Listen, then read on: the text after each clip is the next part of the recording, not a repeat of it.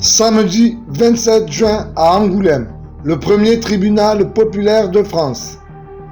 Tous les Français peuvent y participer. Réservation sur www.demosophie.com. Rejoignez la démosophie, la seule véritable opposition au système mafieux mondial. Rejoignez la démosophie, le seul véritable avenir de l'humanité. Être responsable pour être libre et redonner ses vraies valeurs à la démocratie. Rejoignez la démosophie, la seule véritable opposition au système mafieux mondial.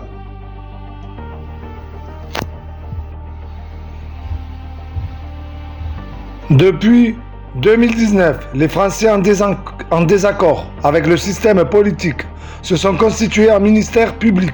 Cette assemblée de Français est variable, chaque individu pouvant y participer ou quitter à sa guise. L'institution majeure pour la réglementation des lois d'un pays est la justice.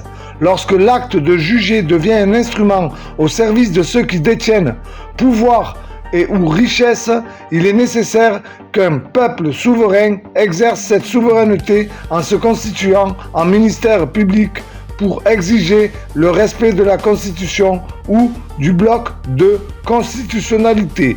Ce ministère public s'est constitué lors du procès de Milan pour établir un droit international destiné à donner un droit au peuple dépourvu de nation. Durant ce procès, un grand nombre d'anomalies juridiques furent mises à jour, incitant les participants à créer un modèle d'institution judiciaire non corruptible par le pouvoir. Ces tribunaux, dénommés cours légitimes, ont dénoncé dès cette première session une institution judiciaire française violant les règles du bloc de constitutionnalité qui place la Déclaration des droits de l'homme et du citoyen au sommet de sa hiérarchie et établit la souveraineté du peuple. Le président fondateur de ce mouvement en faveur de ces droits humains a été abusivement interpellé et incarcéré, ce qui a donné lieu à l'ouverture d'un premier tribunal populaire chargé d'en juger. Après des débats publics animés, ce jugement se conclut par l'ouverture d'un nouveau débat. À la première question, dans un pays dit démocratique, une opposition au système gouvernemental est-elle légitime? La réponse de ce ministère a été oui à 89%. La Déclaration des droits de l'homme et du citoyen garantit le droit à la liberté d'expression, mais la justice républicaine limite ce droit par la censure médiatique, la saisie des ouvrages et ou articles et le droit à l'incarcération de l'auteur, comme la Déclaration des droits de l'homme et du citoyen garantit le droit de manifester, ce que confirme le Code pénal en protégeant ce droit par des sanctions envers ceux qui tentent de l'interdire, ce qui n'empêche pas le pouvoir d'interdire ce droit et d'ordonner à la justice de ne pas respecter le code pénal en ne condamnant pas les délinquants. Ces quelques exemples, parmi de nombreux autres, montrent qu'une opposition est très nette entre une justice reposant sur les droits humains et une justice commanditée par le pouvoir. Au nom de la Déclaration des droits de l'homme et du citoyen, Éric Fiorilde a publié un rappel de la loi sur son site web invitant les Français constatant les anomalies de la part de fonctionnaires à leur adresser ce rappel de la loi. La justice républicaine a inversé les termes pour en faire une accusation d'incitation à la désobéissance, alors que toutes les institutions, armées, gendarmerie, police, etc.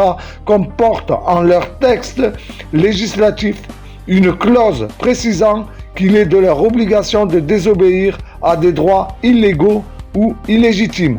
Par ailleurs, l'emprisonnement immédiat, sans autre motif qu'une publication sur un site web, est un abus violant le code de procédure pénale. Cette opposition entre la Déclaration des droits de l'homme et du citoyen et les lois de la République des politiciens rend très inconfortable la situation des juristes qui ne peuvent que constater ces violations du droit. Plusieurs avocats ont subi garde à vue et diverses formes de pression. C'est donc à 94% que les Français sont favorables à une institution judiciaire définie et basée sur la Déclaration des droits de l'homme et du citoyen. Tous les Français doivent pouvoir confier en leur système judiciaire.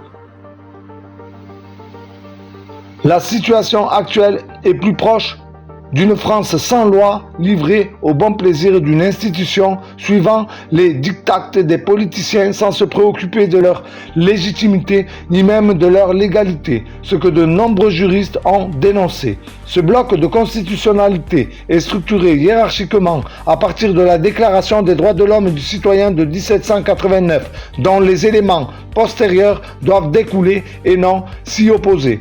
Le préambule de 1946 est lui aussi régulièrement bafoué, ne serait-ce que par les privatisations de grandes entreprises. Par ailleurs, la simple logique veut que toute modification de la Constitution soit soumise à l'approbation du peuple. Suite à ce procès qui établit clairement la culpabilité d'un procureur de la République, il fallait déterminer s'il s'agissait d'un cas isolé ou d'une mainmise du pouvoir républicain sur l'institution judiciaire.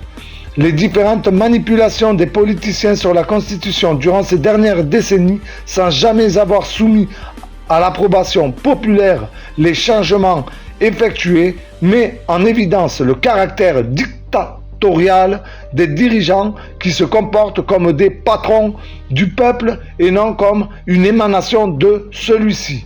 Pour toutes ces raisons, ce ministère public considère urgent de réviser le bloc de constitutionnalité, d'en rétablir la hiérarchie et de forcer le régime républicain à le respecter, en conformant les lois républicaines avec la Déclaration des droits de l'homme et du citoyen, afin que le système judiciaire ne puisse plus négliger cette loi des lois et en admettre le principe fondamental, la souveraineté du peuple.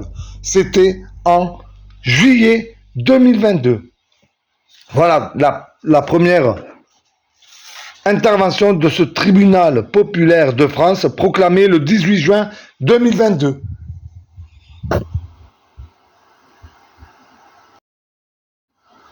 Rejoignez la démosophie, la seule véritable opposition au système mafieux mondial. Rassemblons-nous au-delà de nos différences et montrons ce qu'est un peuple. Vive la France des hommes et des femmes libres.